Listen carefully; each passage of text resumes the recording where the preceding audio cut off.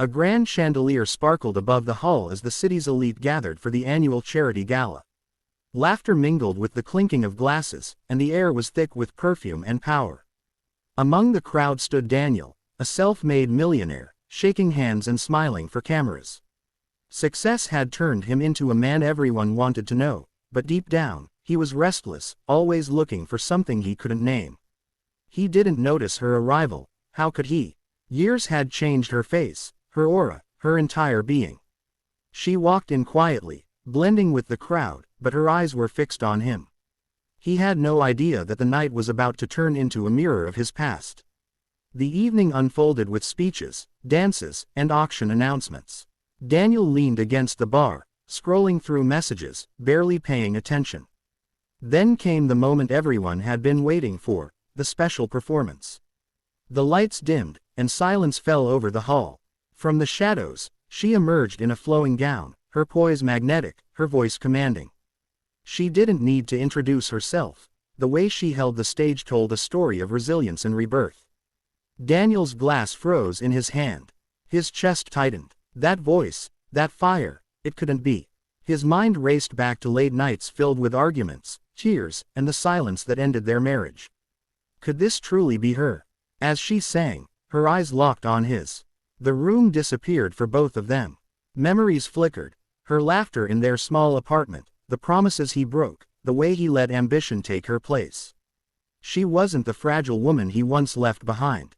Every note she sang was a declaration. She had rebuilt herself, stronger, brighter, untouchable. The audience roared in admiration, rising to their feet, but Daniel remained frozen, drowning in realization. The ex-wife he thought he knew was a stranger now, yet somehow more unforgettable than ever. When the performance ended, the applause thundered. She bowed gracefully, her eyes never leaving his. Daniel pushed through the crowd, desperate to reach her, to speak, to undo years of silence. But when he finally stood before her, words failed. She smiled. Not with bitterness, but with the calm power of someone who no longer needed validation.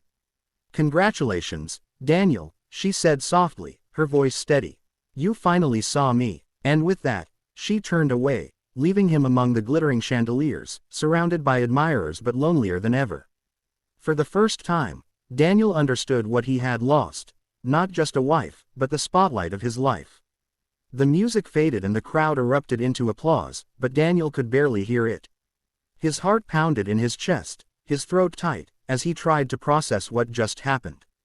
The woman on stage, commanding every eye in the room, was the same woman he once vowed to love forever, the woman he had let slip through his fingers. She stepped down gracefully, the soft fabric of her gown trailing behind her as people swarmed to praise her. Every compliment thrown her way only deepened Daniel's ache, because he realized she no longer needed him to validate her worth.